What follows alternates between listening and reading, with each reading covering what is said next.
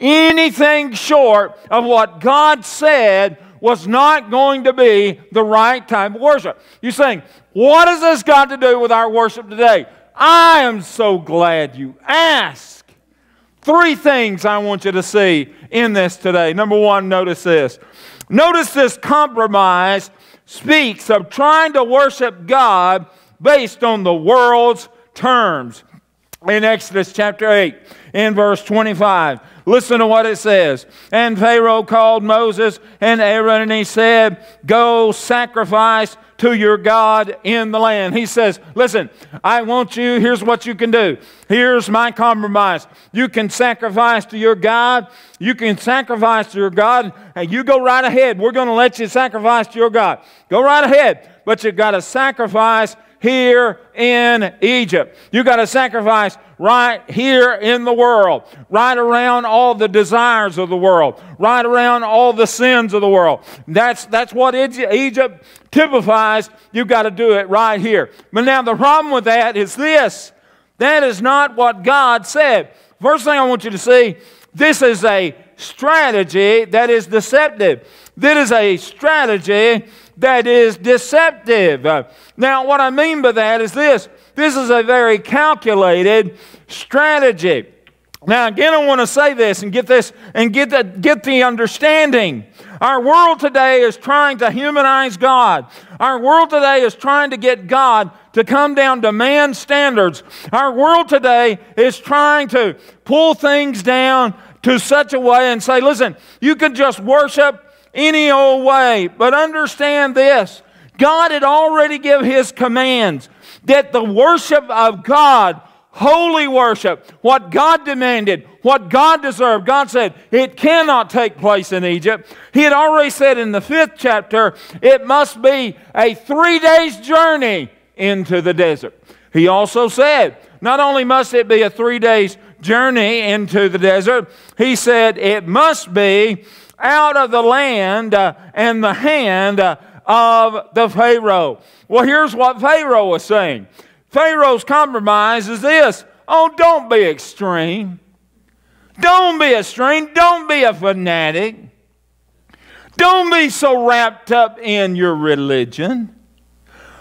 Don't be a weirdo. Hey, you can worship God. Don't be so narrow-minded. Don't be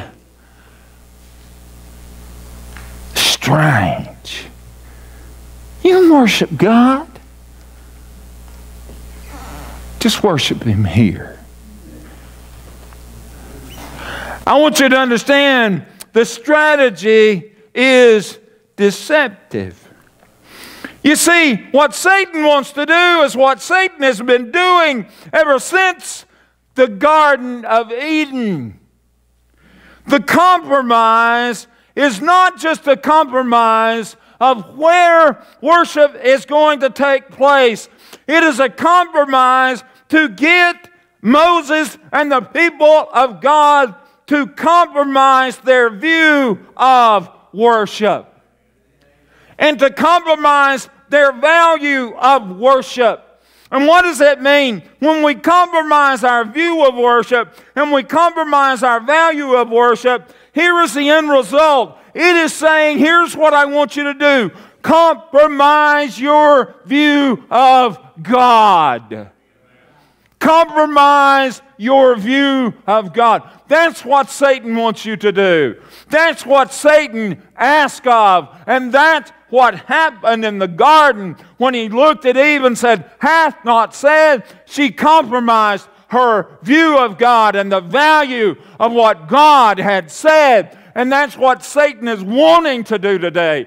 He is wanting to pull down your view of a holy God and a righteous God, a God that is worthy of our worship and our praise. We must understand this is so important today.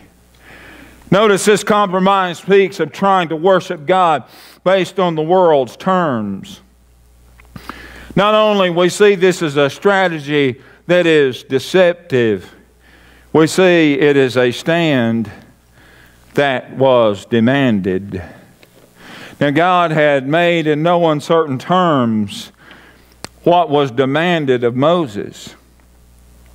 And Moses said this in verse 26, and Moses said, "It is not meet so to do, for we shall sacrifice the abomination of the Egyptians to our Lord." He said, we can't do this. We cannot do this. Do you remember when Nehemiah was to build, and Sanballat and Tobiah is trying to get him to come down, and they're wanting to stop the work of the rebuilding, and Nehemiah said, "I cannot come down, for there is a work to do." Here's what Moses was saying: I cannot come down in my view of an awesome God, my values toward an awesome God. Folks, let me tell you something. Satan wants you to compromise your view of God. He wants you to compromise the value of awesome and almighty God. Oh, get this and understand. Oh, when he says, listen, you can worship right here. But he said, we cannot, because God said not to. We have a world today that is looking at everything of God. We have a world today that is saying, let's change the views and the values of God. Many years ago, something happened, and I want you to listen to this story. Brother Darrell, we may need to make this two parts. Many years ago, in the 1800s, this may sound silly to you, but 1875, there was a law in Evanston, Illinois, that they had to keep pharmacies open, but everything else was closed. They didn't wanted people to get medicine.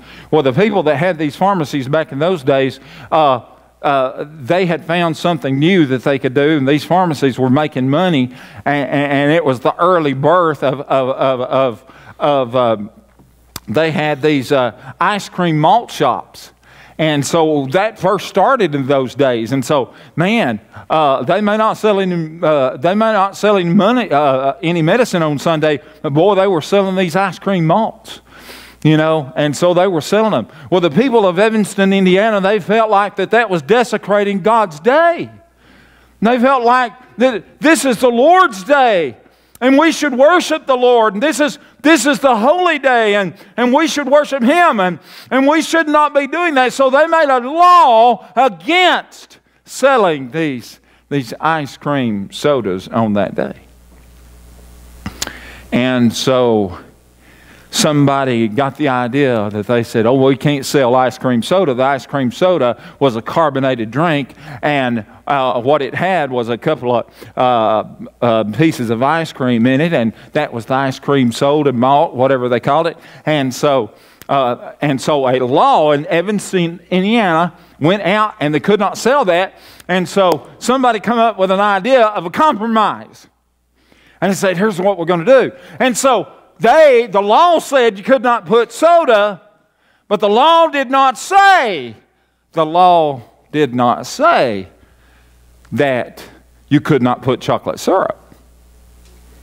And so what they did in return, the way they were setting these malts up, they had these malts, and the way they had been setting them, they had soda, and they'd started putting some fruits in them, and they put ice cream in them. So instead, since the law said you can't have an ice cream soda, they started making something altogether, and they didn't even name it.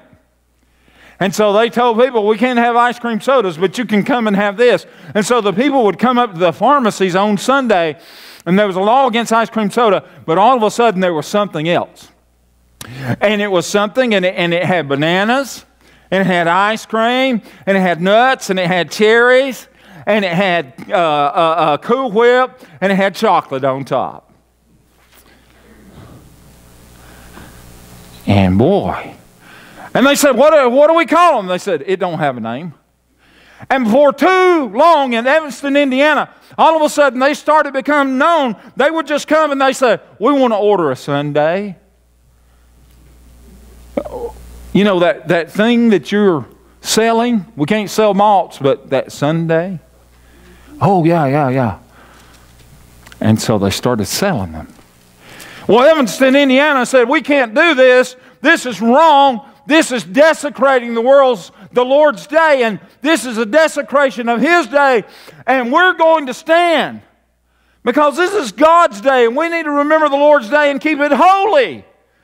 And boy, we're going to stand. And they said, we are going to stand. We're going to tell you how we're going to stand. Boy, are we going to stand. You know what we're going to do? And they stood. But they stood with a compromising stand. And they said, you know what? We declare you no longer, and everybody was waiting, you can no longer sell these sundaes. They said, you can no longer sell these with a spelling of S-U-N-D-A-Y. You have to change the spelling of it. And thus became the ice cream sundae. You can still get today. You say, what happened? It was a compromise. You say, oh, Brother Clay, that's silly. That is so silly. I want you to understand, so many people have taken things just as, and rather than